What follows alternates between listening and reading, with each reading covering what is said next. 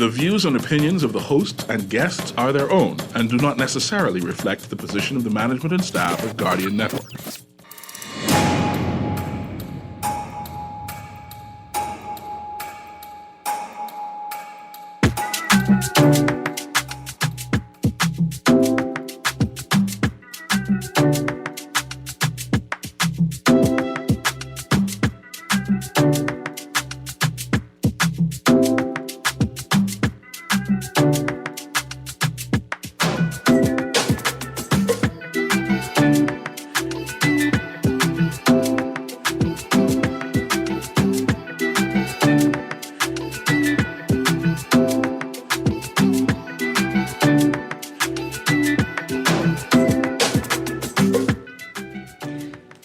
Good morning this morning and welcome back to Guardian Radio 96.9 FM, your station for fresh news, smart talk all day. It is Tuesday, the 21st of February, 2023, and you're on the clock with Erin Greene on this World News Tuesday with Mark Palmer. Good morning, Mr. Palmer. Good morning, Erin. How you doing? I'm good, thank you. Now listen, I promised Mr. Palmer that we're going to get back to World News Tuesday. Let me tell you why. Because we've been focused on sort of all local news for a little while on the Tuesdays, right? Local stories, sometimes local culture. But today's world news, I think, does have some links back to the issues that we're dealing with right now, right? And so in the sort of second half of the show, I want to get into, not going to take that long, I'm going to get into a story that is a big global story, but I don't know if everybody's heard about it. And so... You're talking about Seymour Hersh's Substack? Yes. Whoa. It's not been really covered very much by the media. But it is being covered in Germany. And in Europe, particularly. And so I'm going to tell you all a couple of the articles that I'm going to be reading from that I referenced for the show today. So y'all could, if you're very, very interested, you could start looking up those articles. The first is, this is the headline, Biden administration Nord Stream sabotage story hits global audience. Second story is from NPR. It's U.S. and Canada call off search for unidentified airborne objects that were shot down. And another story from the New York Times, a timeline of the UFOs that were shot down.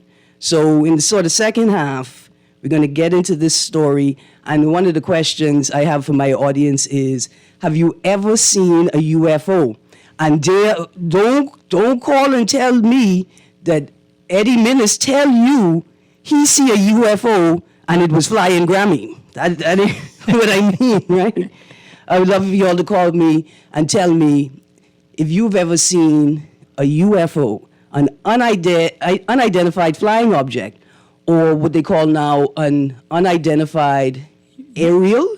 Yeah, they've given it a second name. Yeah, UAOs, aerial object, which is very interesting, Mark, because it suggests to me that there are unidentified objects in the air.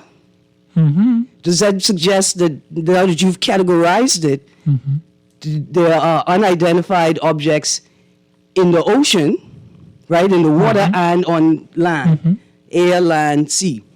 Anyway, and that's been corroborated by the U.S. Air Force, by the U.S. military. There are over 500 reports of these UDAs, I think they call them now. Yeah.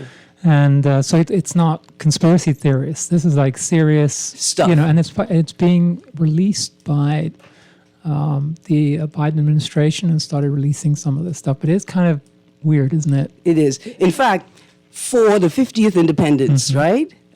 This idea, we should have an anthology of myths, folklore, and ring play. And in that anthology, right, we should attempt to capture every story, every experience of people living in the Bermuda Triangle. That's true, right? Right? The people living in this region. That was big. Remember, that was big news back in the 60s, the 70s. Right, and the things that people have seen, whether we believe them or not, to capture the stories and experiences, because those become the history of the place, right? Anyway, I think it's a fascinating story. I got a text here that says, also how people in New Providence drive, trust me, UFO. Dear text, I'd like you. That's a plant. Come on, that's your friend. I'd like to thank you for the intro to the first segment of the show. There's some things in the news, right? I just want to touch on. Let's hope Bahamians don't fly those UFOs, right? Right? No, they know. They see. That's why this story is interesting. I don't know if y'all have heard KB's song, Take It, Rake and Scrape in Space, right? Bahamians know how to fly spaceship. They just couldn't get the loan from the bank to get a new one. And that's why they all in their car practicing until they get the loan sorted out. But that's why they need an ASU. What's that? An ASU to get your spaceship. Mark, we pronounce that ASU. ASU, yeah. Yeah. I had no idea what you were talking about. Okay, so let's get back. Let's get to the local news. Story that I didn't see into today's paper yet. I picked up my paper a little late this morning. We had another traffic fatality yesterday morning, early in the morning on East Street, right? This follows traffic fatality on Saturday afternoon at Arawaki involving a tourist. Unfortunately, a tourist died. Unfortunately, another Bahamian or resident died as well. These are unfortunate acts because we can create an environment where these occurrences are less likely to happen. You can't control people's behaviors, and in many instances, you can't avoid accidents, but you can, even in the midst of an accident or prior to an accident, act in ways that will minimize the impact of the accident. Well, we were at the junction of Soldier Road and Prince Charles, and my daughter witnessed an accident, a motorcyclist being hit by another car and flipped off. And I haven't really followed the papers whether he survived or not, but that was really bad. And it looks like, I didn't see it, but he was hit at such speed that it made me think that somebody was going through a red light on Prince Charles, and he was coming across and just hit. It made the most horrible noise, but my daughter was just a complete mess for about a couple hours afterwards to witness that. We don't take into account the impact on the people who are witnessing this trauma. The driver virtually collapsed when they got out the car and saw what had transpired. I saw the driver fall to the ground and have to be lifted up. That's how shocked they were. Right? But it was too late. It was already done. You've already irrevocably changed somebody's life. You have already reduced their quality of life. And look at the system within which you are willing to take those risks. I had a friend at the clinic yesterday, at one of our local clinics, and they spent approximately 5 hours from beginning to end in the process. And if those clinics were properly resourced with human resources and non-human resources, it wouldn't take 5 hours to process people. This morning, going across a light, a car came out, and it's obvious that it's people just not paying attention. And when you get deeper under that, you realize that it is people that don't understand the awesome responsibility of managing a motor vehicle. They don't understand that being able to determine what's happening around you 360 degrees is more important than the conversation that you're having with the person in the vehicle. See, if you had cameras at the main junctions, right? The main junctions that would automatically take a picture of anyone who went through a red light, 24/7, it would change that behavior. Because once you get a $250 fine, you do it a couple times. But you could do it 3. I remember somebody did it like 4 times on one stretch. He had like $800 fine or £800 fine in the UK. And so maybe we need to look at that as a sort of a stick rather than I'm under the impression that there are cameras installed already, but they're not operational, or they're not being operated. I'm under this impression that these I'm things talking about exist. ones that are linked to the actual traffic lights. Yeah, yeah, Do you should think be. we have something like that? Listen, a few years ago when I was a co-host on Connected with Lester Cox on this platform, on the station, Rev Analytics, a subsidiary of Rev Bahamas, conducted a survey at the Marathon Robinson Road, Prince Charles intersection. And the figures they quoted was stunning, so stunning. I don't remember what they were, but they were astronomical. The amount of money that could have been collected from that intersection during the period of the survey, right? Because if nobody's checking, you're going to take that chance, right? And run that light. Now, I got a text here that says, slow down, the person on the bike might have run the light and caused it Could have. themselves. Now, But it was right at the end of the traffic cycle. chain, the cycle, because there were no Right. other vehicles. There same time. So it could have, you're right. Same time. I didn't because see it. I'm also witnessing regularly people on scooters jumping the green light.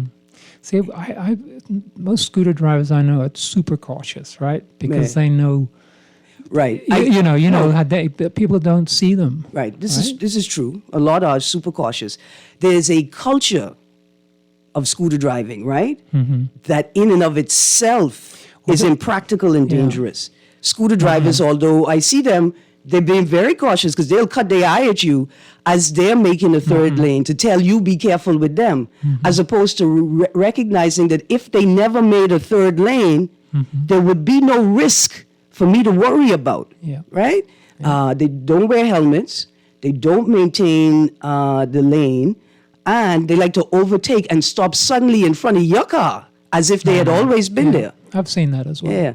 They don't want to wear helmets. And they don't think that the regular rules apply to them. So when I talk about scooter culture, Can you imagine you driving a scooter without a helmet in any other country? You'd be picked up in like no time. I have never seen in Europe somebody drive around without a helmet. but it's a And in cultural the States, thing, I've never seen it. right? And we need to get at the culture because we see this culture popping up in every aspect of our social life and even our political life, right? And we got to get a grip on it. Do you Roy, think it hits us more because we're a small community and things hit us, because we know people? Whereas if you lived in a larger community, it'd be like, oh, something happened, but it doesn't really impact us. You think because we're smaller, it seems bigger? like on the surface, yes, but I think when we look at the stats, right, when we go per capita, we find that we may be operating at the same level as or experiencing incidents at the same rate as a larger developed state. I think for us, a part of it is this: what people experienced on the first day of CARICOM. It was the first time you really heard people expressing the true impact, the impeding of the effective and efficient movement of goods, people, and services. I almost want to say to the Prime Minister, since you thanking us and not apologizing to us, I'd like to thank you for giving us a real-time example of what poor traffic management causes. A real-time example that we can pull figures from now. People could say, this is the amount of money I lost due to the unpublicized road closures and diversions on that day. The same thing occurs with accidents, fatalities, traffic gets backed up, nobody knows why. We don't have the good sense to then send out officers along the route to encourage people to divert and detour, right? We got billboards, we don't use them to display time delays due to accidents. It is a challenge because we waited, I think it was an hour and a half for police to turn up for this other accident. Yeah. And, I don't think they have enough staff, enough people on the road. And then at the traffic office, I think they only had one police officer dealing with the reports. Or one particular report, I think the hit and run report. Yeah. And so if you have an increase in hit and run, that one person is just, it's going to take you weeks and weeks before those reports come out. And if your insurance company's relying on that, right? Yeah. It's, it just slows everything down. And so we've got the resources, we've got the technology, right? We've got the human resources, the people and the skill set, because these are easily learned jobs. You can be trained very easily to manage these cameras and to relay information to the proper agencies, right? We have the resources, we have the people. We don't manage our systems efficiently or sufficiently to produce the bare minimum that the system can produce. Now, I want to take us to another story in today's paper quickly. The Guardian, dead in the water, government kills opposition bid for immigration committee, right? And then I would say, sure, why do you need a select committee on immigration if you have a shantytown task force, right? Surely the shantytown task force included opposition members and civil society and business sector stakeholders. So why do you need an immigration select committee if you have a cabinet shantytown task force? Well, it turns out if you look at the bottom fold of The Guardian, it was closed. The headline says, Cabinet reconvenes Shantytown Task Force, which leads me to ask the question, why? So if we go into the article, right? At the very top. Why would you close it when there was a court case in But this is in Mark, traction? let me read the. Oh, okay. Let's give the people the minister's words, and then then we go back into it. Minister of Works Alfred says advised Parliament yesterday that the cabinet has reconvened the quote-unquote Shantytown Task Force following the February 10th decision by Supreme Court Justice Cheryl Grant Thompson, who lifted an injunction she had in place for 5 years after determining that the shantytown eradication policy the Minister administration had in place was legal. The task force, the Minister administration established a task force in 2018 to execute its shantytown eradication policy. So let's get right back to that point. Why did you shut it down? Why did you stop its work? So who shut it down? This is it, That's right? the other thing, right? Because go on. No, you go on. Well, I think one administration undoes what the other administration tends to do, which Right. means we never get anywhere. You know, and some of the programs, the PLP instituted some programs that were great programs. So why would you shut them down? But not just Or that, weaken them? forget the politics of it, right?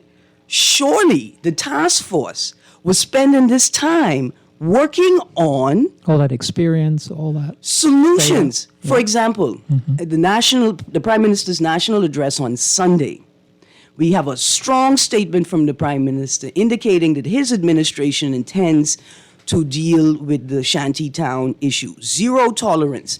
People who are permitted to be in the country will be given an amount of time to find approved housing conditions at their own expense or at their employer's expense, right? But in the paper that yesterday, following the Prime Minister's address, we also have a story indicating, or saying, and good morning, Mr. Nuri, how you doing?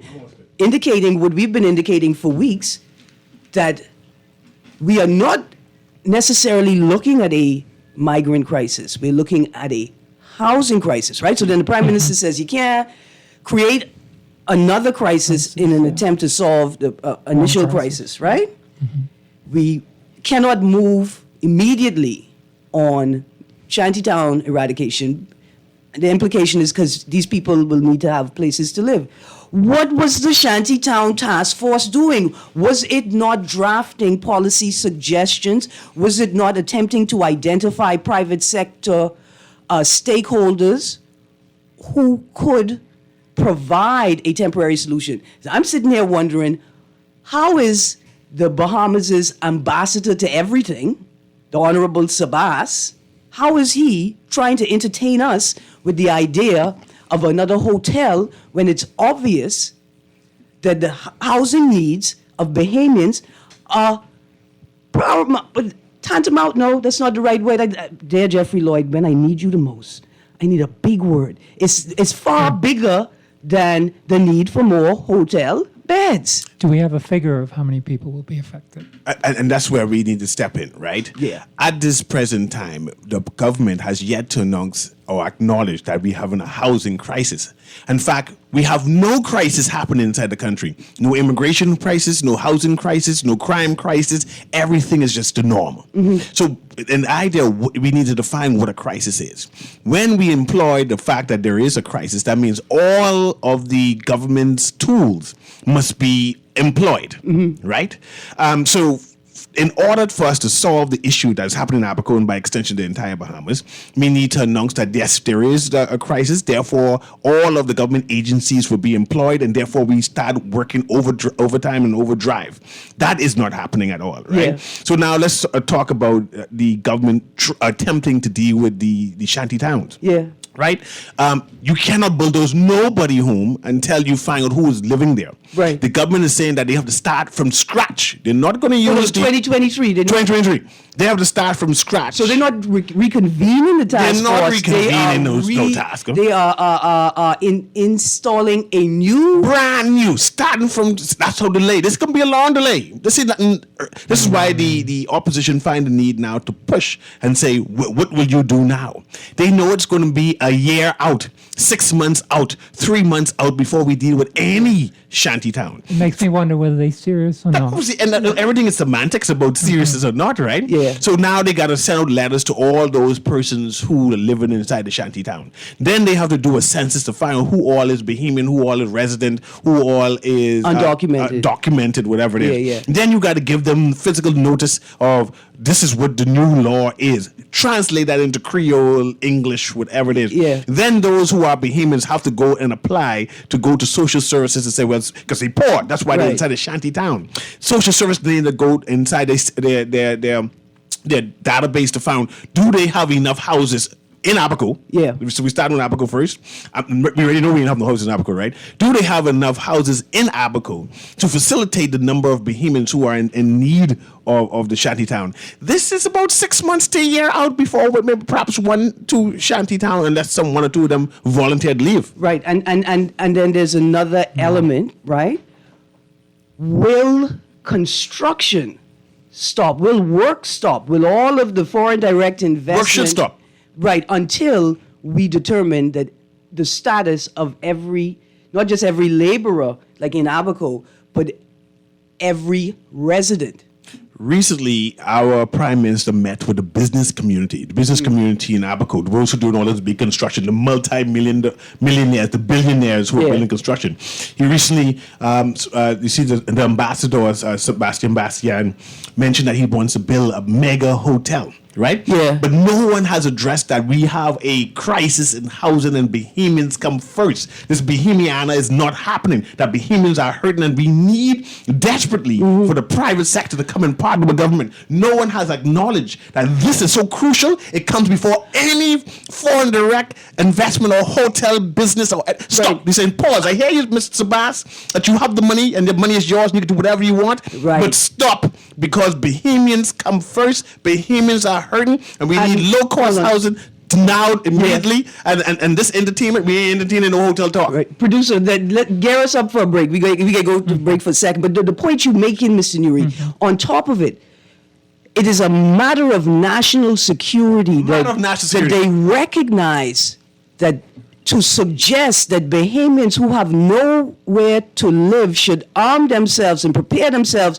to go to work, to join the government's tourism army, to generate taxes for the country with no idea with whether their work will result in them eventually being able to afford housing. Not of $250. You can't. You see what I'm saying? House of The $250. psychological impact on your people is so detrimental that it becomes a matter of national importance that you figure out how to prioritize the housing of your own citizens in the midst of your tourism playbook. But that can only happen if you announce that there is a crisis. There is no crisis. The Prime Minister and his entire ministry There have to said be a there crisis. is no crisis. Because I know 3 young men right now who are living in the bush, who have to make their own home in the bush. And they do it. Right? And then somebody could look at me and say, but you shouldn't get upset that there's somebody living in the bush next to you. And I'm saying, I don't have the resources to deal with it myself, but surely this is a crisis. Mm-hmm. You're trying to say the government can't see what you're seeing? Because one of you all blind. And I think you should wear glasses because my prime minister is aware, and he said there's no crisis, and I following him. I suggest that the political culture can only see those things that they think are expedient, right? I think you're just politically biased. Will drive you just trying their to political political agenda. Government. That's a why. You're almost right. Producer, take us to a break. I can start reading these texts. When that music starting, I have to stop. Producer, boy, there's plenty text. You start playing the music. Miss Greene, another problem is the government grant business licenses to business, i.e. restaurants with drive-through that don't have the space to cater to the customers and the roads are blocked up with no enforcement. I think you're talking about the East Street intersection. What a wonderful point to make. That you have all of the resources to build an establishment in the inner city, but none of the resources necessary to figure out how the patrons of your establishment will not impede the effective flow of traffic.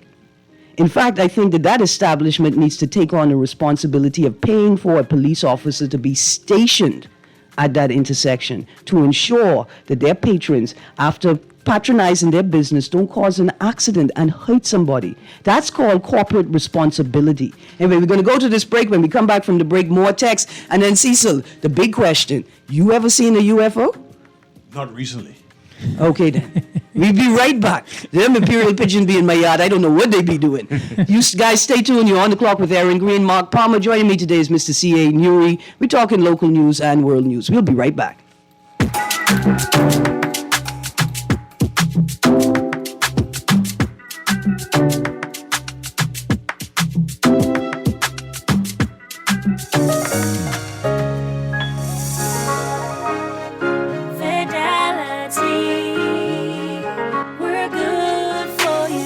With so much going on in the world today, only accepting cash at your business can be risky. Let Fidelity offer you and your customers safety, convenience, and the flexibility of a fixed or mobile terminal.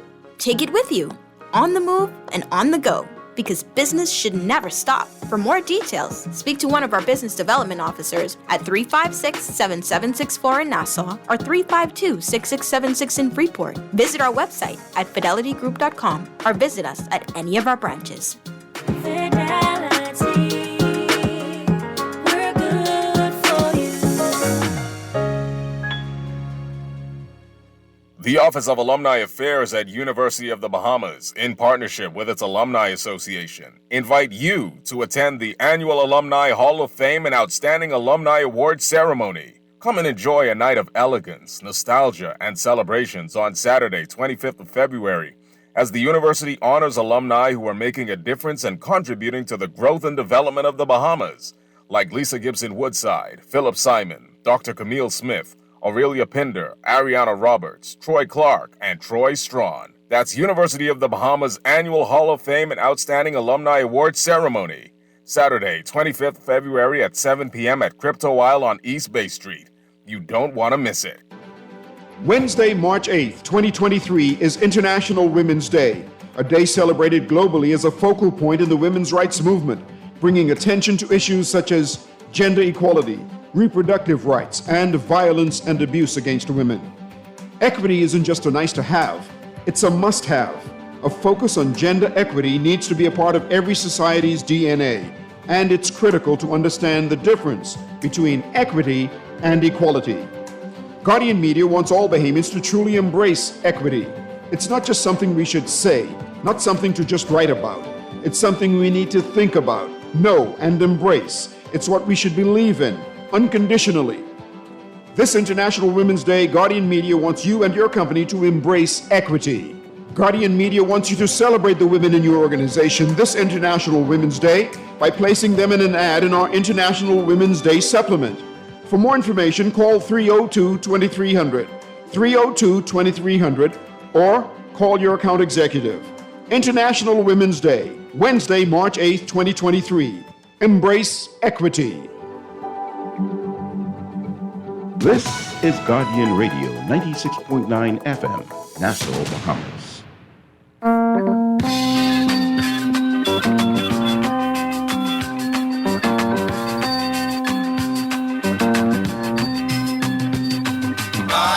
He spoke Bejarina. He spoke Zerasi. He spoke Shepard. angel mixed with Gamalami tea. UFO. Why he smoke such a mixture? UFO. Ain't nobody know. UFO. It's so strong it shoot him through the sky like a UFO.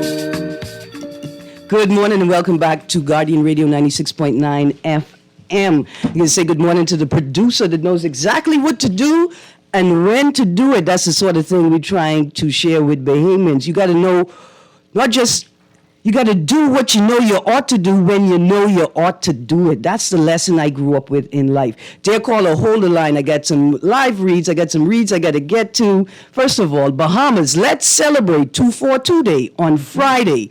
This and every 24th of February, the 24th day of the second month, 242 Day. Show your Bahamian pride. Fly your Bahamian flags. Wear Bahamian flag colors. Eat Bahamian foods. Create and listen to Bahamian music. Donate in sequences of 242. Do something 242 times or 2.42 times, etc. Merchants consider pricing items $2.42 or $24.20 or $242, etc. Let's have fun, Bahamas, on 242 Day. On Thursday, I am having 50 things you could do to celebrate 242 Day in the 50th Independence. Another quick brief notice. Today at National Health Insurance compound on East Street and Robinson Road, intersect East Street, Robinson Road, the highway, in between there, they're having a farmer's market. Go get your good, healthy, local goodies. Any peppers? There may be peppers, I don't know. I'm going to spin by there afterwards and give you all a shout if there's anything I want to share. I try to buy all the nice things, but I can't tell you what they are. All I can tell you is go check them out. I got a caller on the line. Good morning, caller. You're on the clock. Good morning, Erin, Greene. Good morning. How you do? Oh, well, good morning, Marion, you and the rest of the folks. Special good morning to Eddie Minnis. Yeah, you see that, eh? Mm-hmm. Oh, yeah, I always enjoy Eddie Minnis mix. Yeah, man. Especially in our 50th year. Keep playing the old Bahamian music. Absolutely. I don't think you and Marion you know about all those 50th music. Mm-hmm. But listen, you ever see a UFO? Yeah, I see them all the time. Yeah? Yeah, man. Now, was it an alien or was it just granny underwear catch the breeze and won't stop? Well, I can tell you one of these days, but I got 2 points. Okay, go on. I ain't want you to rush me. Yeah, man. All right, go on. But I appreciate Tobias. You say he's going to build a hotel. Is that concrete information? I mean, he's been in the papers. He's been looking. He and Mr. Fox, 2 separate times. Rick Fox, one of the greatest basketball players. No, Adrian Fox. Oh, the sorry. businessman. I know both are looking into the possibilities. Okay. Let me use the words. Looking into you. the possibilities of financing, building a hotel. And it was a headline in both newspapers for both gentlemen at 2 different times. I got you, Mr. Dury. That sounds good. But I know Rick Fox wants to do something soon. Yeah. I don't know if he started yet. I don't know. His own is a little bit more complex. Oh, yeah, I like that. It involves gray carbon credits. And he has partnered with the government to provide low-cost housing, starting in Abaco. The other point that you mentioned, network. We need more networking jobs. I need a network job right now. You want to work for ABC? Network. No, that kind of network. It'll be crazy. I want a net worth job. I want a net worth. Let me explain more to the public or something. Yeah, go on. What part can you talk about? I'm working at home.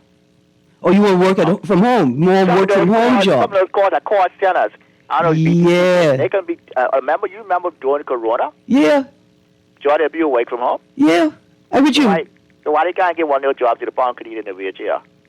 Listen, we're going to sit with the Disabilities Commission, and we are going to determine how we could do that. I think that's a great idea. Well, I tried that out there from when they first started in Corona. I first tried that out there because all up in the UK, all up in the United States, they've been doing that.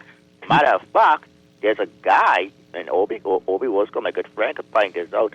He's paralyzed for the waist down, and he do his show from home, from his bed, talk show. Absolutely. In fact, Pumpkin Eater, I want to thank you. I got a lot of texts to go through, and I promised Mark about 30 minutes. Yeah, but I just wanted to say, in closing, yeah.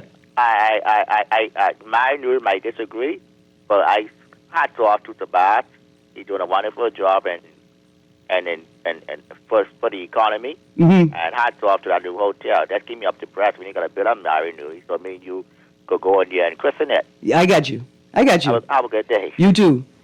I'd like to give a shout out to my cousin Mario Nuri right now. People calling this name, so I just let them know they're ringing. Because this is C.A. Nuri. This is C.A. Nuri. I know, Mario. Entirely different Nuri all again. Mario is a Crocodile Nuri, good cousin. I am an Acklands Nuri. I mean, we have two separate family lines, but I just want to mention it out. He's a good guy. Just going to shout out to him. I haven't seen him in a minute.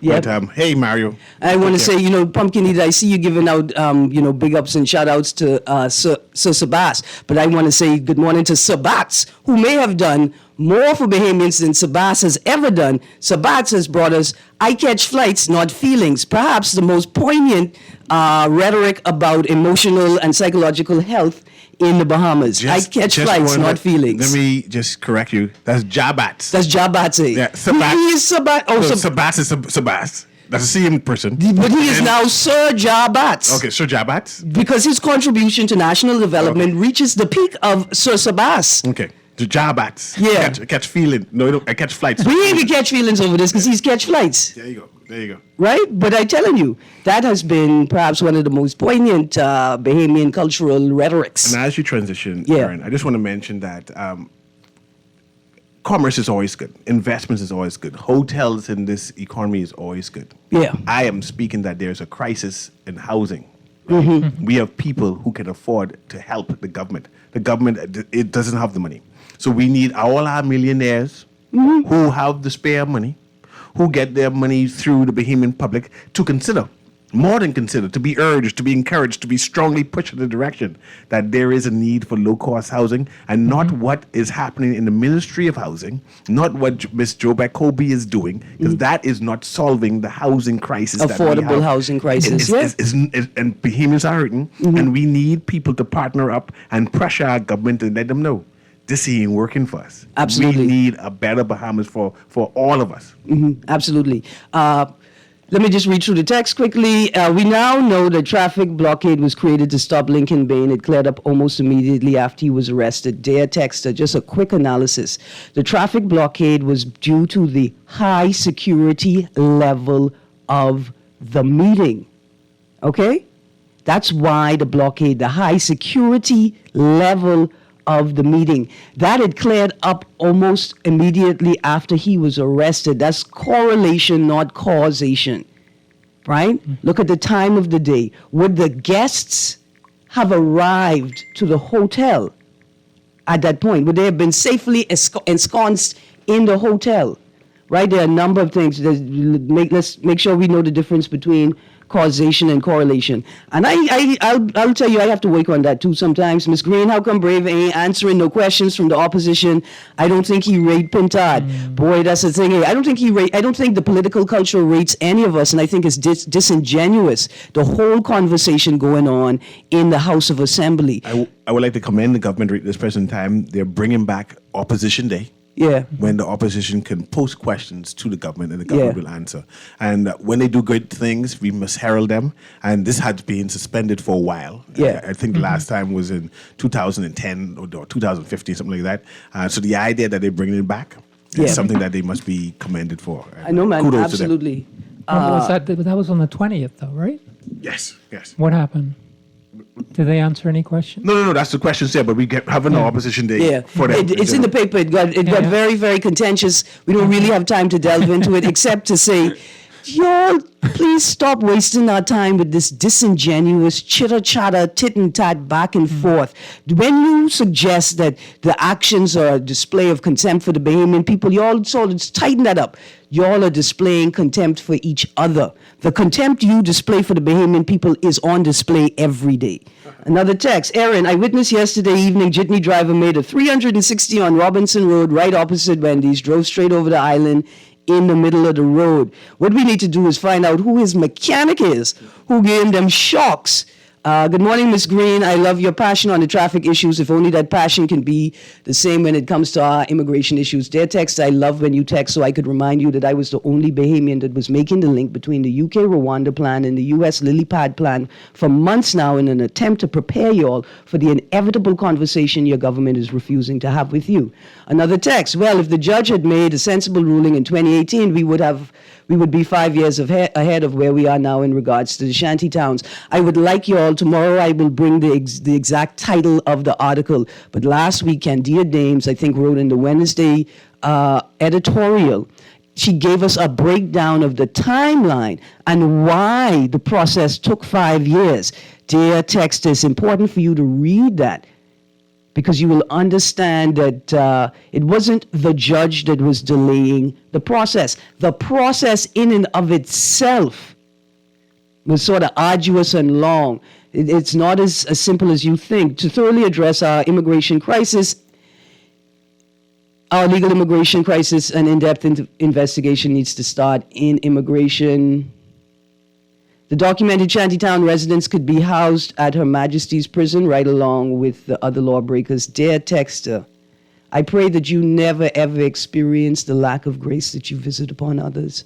Erin, back in the day, a real Bahamian wouldn't be caught dead collecting social services because we had pride in working hard. Nowadays, young men just want to smoke dope, and that makes them worthless and lazy and sometimes crazy. Something went wrong in the Bahamas. If Pumpkin Eater is as good as he claims in technology for the last decade, there are thousands of online jobs available right now to him. Okay, dear texter, just to take us back to the initial conversation, we got tons of resources, human and otherwise. It's the lack of effective, coherent, and functional systems that prevent people from operating in the ways that they should, like at the pace of the world. Pumpkin Eater could have 1,000 computers in his house, but if he can't get stable and reliable internet, it matters not. Okay, their text, okay. He need a job calling talk show host for a political party. that pays well. I had a text here, somebody who I think had witnessed a UFO. I'm sure I've witnessed a couple of UFOs. Dear caller, you're on the clock. Good morning, caller, you still there? Good morning, caller, you're on the clock. Hey, good morning, Erin. Good morning, my good friend, CA. At least you know who this is. It's not Mario Nuri. It's not Howard Grant. This is CA Nuri. Thanks very much. I appreciate it. It means a lot to me. No problem, my friend. Very quick analysis here. We are hearing everyone talk about low-cost homes and so on and so forth. There's two things right now we need to take into consideration. Firstly, what type of low-cost homes are we talking about? Are we talking about individual homes being built for persons, or are we talking about a complex similar to what we have in the Grove and over the hill, which it seems to be some negligence in even upkeeping those. Mm-hmm. Do we expect the government then to provide these and not being able to firstly maintain them? That's one part. The second part that is also in play here is the responsibility of those who occupy the building. Right now, I walked around one of them, and I was kind of appalled by the upkeep of the place. I'm not saying that the government itself is negligent for not maintaining, but you could fix something and turn right back around, and the same occupants already damage or destroy it, whether it's them, their children, friends, or whoever. They come around, they destroy it, and then the taxpayer has got to go right back and repair the same thing that was just repaired. So it's a two-tier system: the responsibility of the occupants and the responsibility of the government to continue maintaining the buildings. But I want, like I said, I want to know what kind of low-cost homes are we talking that they are proposing for the government to provide. Right. So, what wording would you prefer? Affordable housing. There you go. And affordable housing will not be low-cost homes. Right. And you are rightly, astutely so. We use the wrong term. It's affordable housing. All right, and then the second thing is this, similar to what we're seeing today, but not the same, because we would operate them differently. The first thing we acknowledge is that people who are unhoused are in crisis. They're in psychological crisis, they're in emotional crisis, and it's not fair to them to say, you should just pull it together and figure out how you're going to get a house. Because we know that they're in crisis, we know that they need help. We know that they couldn't maintain the home they had before. So they're going to need help maintaining this. You can't just throw people into the homes. The homes, Exactly. the housing complex has to come with a structure, a protocol, a policy, and people to support the people in the transition to this new culture of living. It takes work, but we owe each other this much. Exactly. I'm And with the you. last point here before I go, very quickly here, and I'll hang up. And do you think that perhaps we should, the government may be able, when I say the government, I'm talking about the Bahamian people because it's our tax dollars, perhaps create then low-cost apartments for these persons who are working, making minimum wage or below minimum wage, but find themselves into these situations. Should we then look at perhaps affordable apartments that they can move in where they are making a financial contribution, paying the government? Perhaps that is also something that we can look at. In fact, every housing complex should have an income-generating mechanism attached to it that if you are not working, then you are required to work in the complex temporary employment program to supplement your own income and to maintain the facility that you live in. I absolutely love that idea. Thanks for taking my call, Erin, and CA, and take care for the day. Thank you. Mr. Palmer, you notice that Erin has like a myriad of ideas. I mean, simple ideas that can solve almost every issue in the Bahamas. No one has engaged her yet to say, "Hey, come, let's just talk, Erin. Let's They're see." scared because they don't know. They think it's powered by Chickchani. The ideas are powered by juju. They powered by juju. Because the things you've come up with, I don't see anyone trying to say, "Hey, let me bank some of these ideas." CA, it's just best practice. That's what it is. It's just research best practice. The same. It's hundreds empathy. of countries are doing the same thing, and they've worked out the kinks. I want to and ask the we could question just- then. Yeah. When last have any administration built a government-sponsored apartment complex for poor indigenous It's like social 30 years? persons? Maybe even longer. Maybe longer. Yeah. Maybe even longer. So in 30 years, we can go with that number. In 30 years, no administration, not one, how much administration that is, has from, I think Pinglin might be the last one to build one. Yeah. Right? Wow. From Ingram to Christie to Ingram. to Christie to Minnis to Brave Davis now. No one, not one, consider say we need to build one or two government apartments to put persons who are challenged and create mechanisms. Not just- and there's a reason for that. Look here, we must investigate why. None of them thought about Listen, it. Yuri, I wanted to talk about this Nord Stream story because if there are aliens entering our atmosphere, they come into the Bahamas because it's the prettiest place on earth. First of all, and you come into the Bahamas because it's the gateway to the rest of the world. Plus, you can see it from space. So I'm concerned, if there are aliens coming, will my government prioritize housing for aliens over Bahamians? Right? They're already prioritizing it for tourists over Bahamians. My great concern, if there are aliens, will the Bahamas government again forsake the Bahamian people and attempt to be the first country in the world to provide affordable housing and tourist experiences for aliens? I'm very concerned. If there's money in it.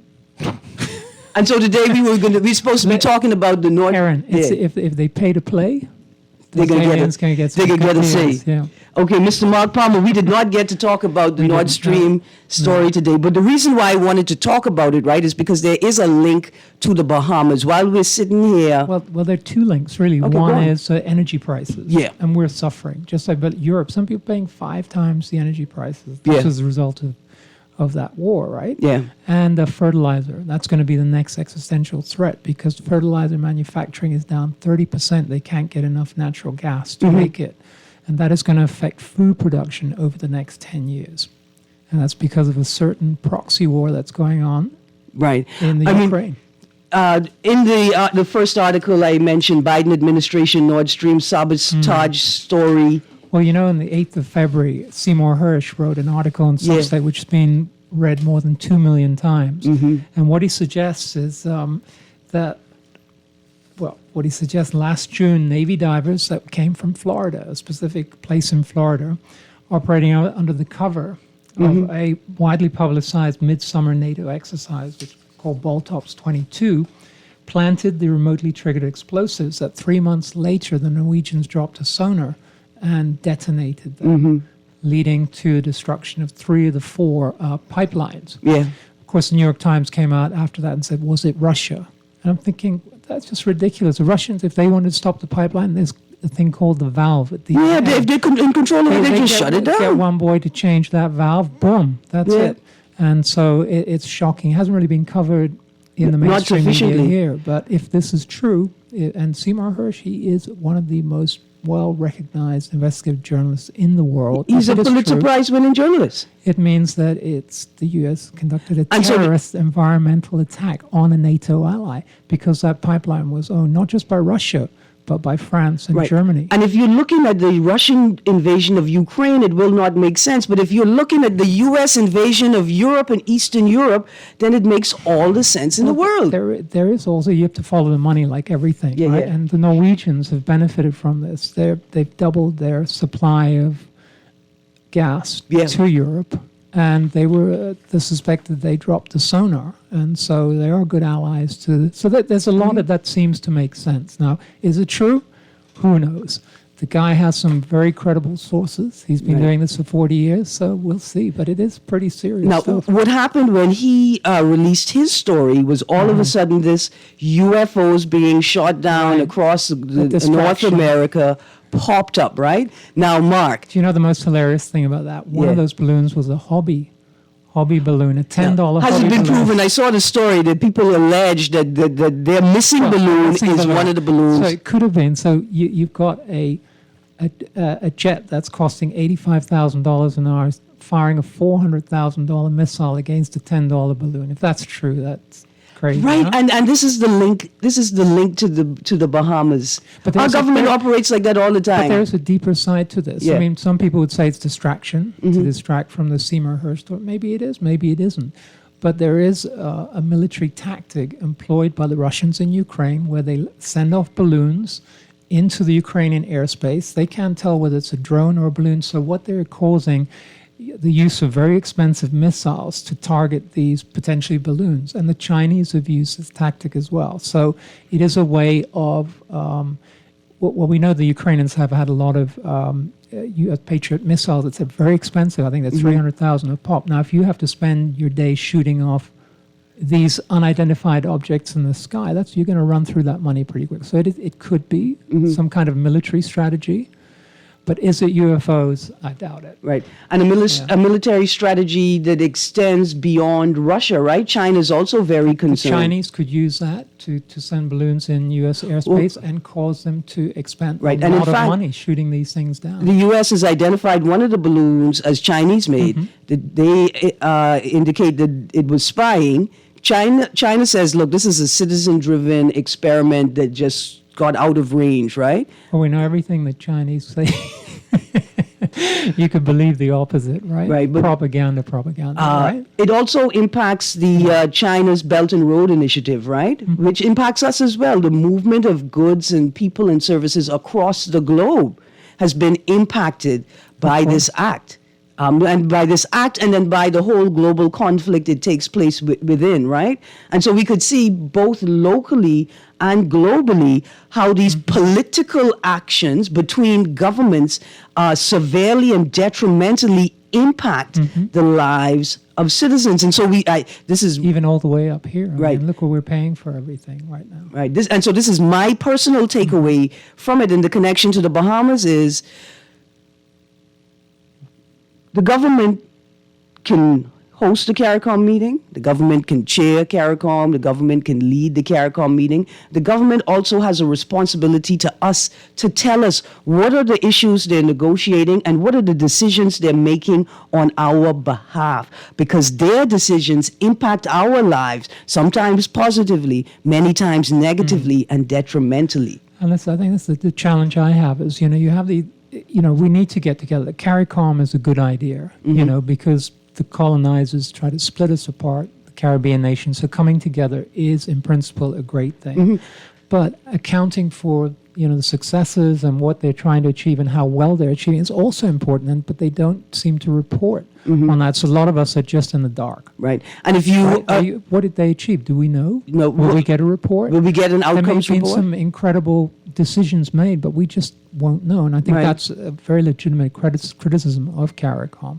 And the sooner they are more accountable and transparent, The more powerful they'll be. The more powerful they will be. Absolutely. You know, no conglomeration is ever going to be perfect, you know, because everyone has a different agenda. You've got oil-producing countries within our CARICOM. They're all going to want, but we have to work together. Whether the word is subsume our national interest for the interests of the collective, and that requires a bit of negotiation and trading, right? Absolutely. But that's the nature of the beast. Absolutely, Mr. Yuri. We're going to get back on this topic tomorrow, right? Yes. Yeah, we're going to continue this tomorrow. Yes. You know, the last thing I want to say as we close out, producer, please start playing the music, is there's another connection, right? Canada has a naval ship in Caribbean Sea right now. We're not sure what they do, and they tell us they're surveilling. They're not stopping migrants from leaving Haiti, right? I am I concerned. thought that was the idea of that boat. I mean, I think that's what I thought the idea was as well, Mark. But if there are UFOs hovering and moving around North America, there, Canada, anything that drops in the Bahamian waters of the Caribbean Sea belong to us. Anything of value, that is, okay? Just let me know. You watch it and tell us where it dropped. We'll go get it. It's ours. It's ours. It belongs to us. Dear Bahamas, you guys stay tuned. CA Nuri and Guardian Radio AM is up next. You guys have a wonderful day. Explain what happened. Send for policeman. U.S. Coast Guard too. He was last seen streaking across the harbor in the direction of the Holiday Inn. He smoked Majorina. He smoked Sarah C. He smoked Japanese dollar mixed with Gamalamiti. Why he smoked such a mixture? Ain't nobody know. It's so strong it shoot him through the sky like a UFO. Here comes the judge, and he looked and bet you see, drug abuse is on the rise. Got to cut it down to This size. is Guardian Radio 96.9 FM, Nassau, Bahamas.